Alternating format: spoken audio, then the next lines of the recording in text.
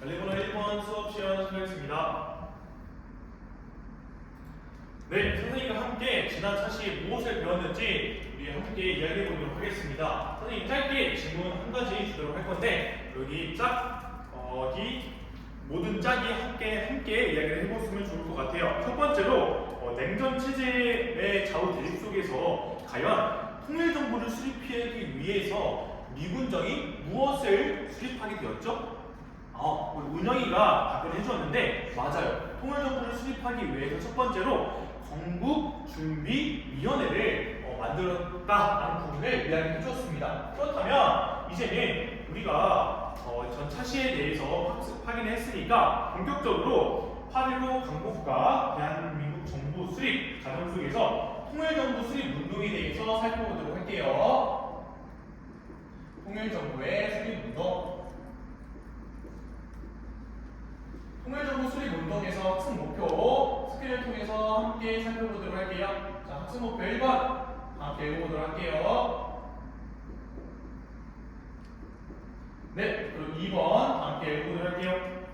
좋습니다. 이렇게 학습 목표 1, 2번 함께 읽어보았는데 첫 번째는 냉전 체제 속에서 좌우 대립이 전개되었는데 이런 과정 속에서 좌우 통일정부를 수립하기 위한 내용과 의미를 설명할 수 있다는 부분이고 두 번째는 제주 사상 사건과 여수 순천 17구 사건에 대해서 발생 전개 과정을 말할 수 있다. 이렇게 이 학습 목표 두 가지 있는데 이 두 가지 선생님과 함께 진행해 보도록 하겠습니다.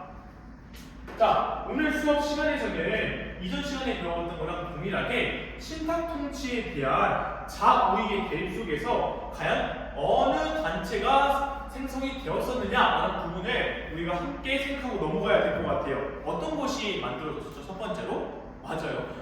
1945년 강복을 맞이하고 나서 미국, 영국, 소련을 중심으로 해서 외무장관이 모였던 모스크바 3.3 외상회의가 만들어졌다고 했습니다. 이 모스크바 외국 3.3 외상회의에서 만들어졌던 그 이후의 단체가 바로 미소공동위원회였는데 이 미소공동위원회에서 무엇을 이야기했느냐? 최대로 5년간 신탁통치를 해야 된다라는 부분에서 자익과 우익이 대립을 하게 됐는데 이 자익과 우익은 어떻게 대립을 하게 되었느냐? 신탁통치는 절대 말이 안 된다. 어떻게 해서 우리가 이런 것들을 받아들여야 되냐 해가지고 이런 자익 계열들이, 우익 계열들이 그 친일파 세력들도 포함해서 애국자를 중갑하게 되는 한계적인 사항을 이런 스크린을 통해서도 확인할 수 있겠고 자익 부분에서는 아니다. 그래도 이러한 결정 사항을 받아들여야 되는 것이 아니지 않을까 하면서 이러한 의견까지 살펴볼 수 있었습니다. 그렇다면 이제는 신탁통치를 둘러싼 좌우의 대립이 거세지고 있는 상황 속에서 첫 번째로 1차 미소공동위원회가 무기한 효의되어야 되는데 즉 1차 미소공동위원회는 결렬된 거나 다름없는 상황 속에서 이승만은 안 되겠다. 이제는 이런 미소공동위원회가 결렬이 되었으니까 이제는 이승만이 통일정부를 수립하는 노력을 하게 됩니다. 그래서 남한만의 임시정부를 수립하려고 노력을 하는데 그 당시에 아니다. 중도 좌파였던 여운형과 그 다음에 중도 우파였던 김규식 등이 좌우학자위원회를 구성하게 됩니다. 이 좌우학자위원회에서 어떤 결성되는 내용이 있었느냐? 바로 좌우학자 7원칙입니다.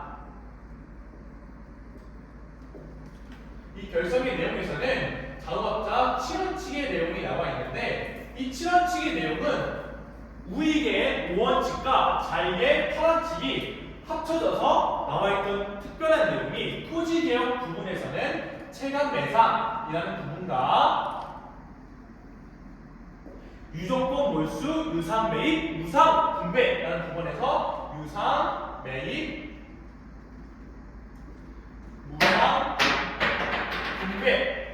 무상분배라는 부분들로 살펴볼 수 있겠고 이와 더불어서 친일파를 즉각적으로 청산해야 된다라는 부분에서 친일파 처리 조례가 제정이 되어야 된다라는 부분으로 이 친원칙에 나와 있었습니다. 그렇다면 이러한 친원칙에 대해서 대해서 자우익은 어떻게 표현을 했을까요? 맞아요. 아까 이미 이 신탁 통치에 대해서도 자우익의 대립이 첨예화되었듯이 이런 실현칙에 대해서도 자익도 반대를 하고 우익도 반대를 하였습니다. 그런데 이런 자우학적 실현칙을 위해서 주도했던 사람들이 있었는데 바로 미군의 어떤 대장이었던 하진이라는 사람이 이런 자우학적 위원회를 통해서 조선 내부, 우리나라 내부에서의 정치적 입지를 가지고자 지지했던 사람들이 바로 미군들이 있었습니다. 이 미군들이 지지했던 이유는 선생님이 설명했으니까 넘어가고, 그렇다면 이와는 반대로 자우학적 위원회, 자우학적 운동에 대해서 반대했던 사람들은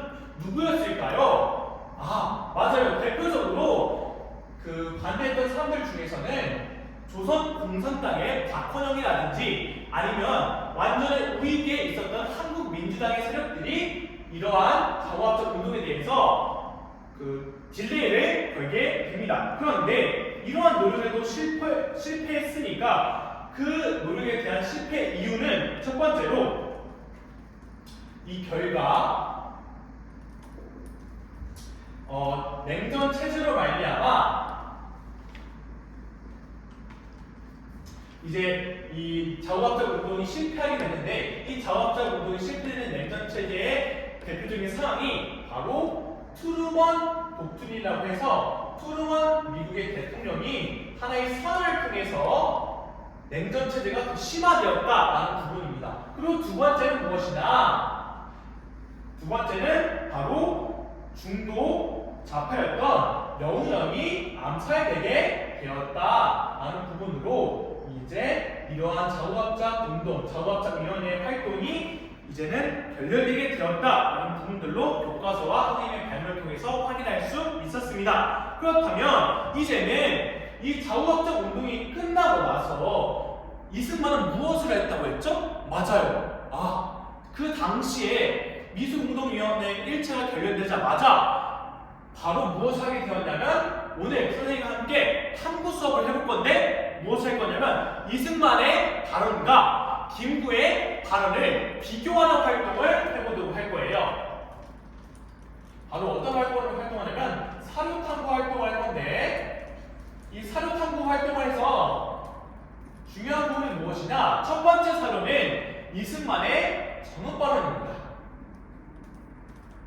이승만의 정읍 발언에서는 어떤 부분이 중요 키워드로 보이는지 선생님이 짧게 5분이라는 시간을 줄게요. 짝과 함께 어떤 부분이 중요 키워드인지 살펴보도록 하겠습니다. 네, 5분이 지났습니다. 이 정읍 발언에서는 어떤 부분이 나와 있냐? 이제는 남한반에 단독 정부를 수립해야 된다라는 부분으로 남한반이라도 유엔에 상정해서 우리나라의 정부를 세워야 한다라는 부분으로 남한의 정부를 수립하는 부분, 남한 단독 정부를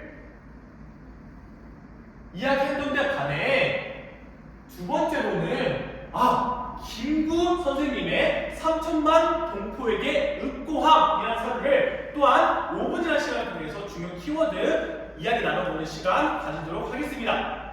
네, 이 5분이라는 시간이 다 지났는데 김구 선생님께서 말씀하셨던 3천만 동포에게 읍고함 부분에서 어떤 중요 키워드가 있을까요? 이 김구 선생님께서는 38도선에 쓰러져 베일지언정 나는 남한만의 단독 정부를 수립하지 아니하겠다, 이렇게 이야기하면서 어떤 이야기를 하게 되었느냐? 안 돼요. 우리는 함께 정부를 수립해야 됩니다. 단독 정부 반대. 그리고 또한 이야기했던 게 우리 한반도 내부에서 여러 군대를 철수시켜 주세요 라고 하면서 통일 정부를 의논하였다라는 부분입니다. 그리고 이와 더불어서 이제는 다음 수업 시간에는 무엇을 배워볼 거냐면 남북 협상을 통해서 이후에는 영훈영 선생님께서 돌아가셨지만 이제 중도 우파였던 김규식 선생님과 이렇게 읍고했던 김구 선생님께서 북으로 가서 남북 협상을 해서 이제는 어떻게 통일 정부를 수립하는 노력에 대해서 살펴보고 또 다음 시간에는 이제 통일 정부 수립을 둘러싼 갈등에 대해서 확인해 보도록 하겠습니다. 이것으로 수업 시간 마치도록 하겠습니다. 감사합니다.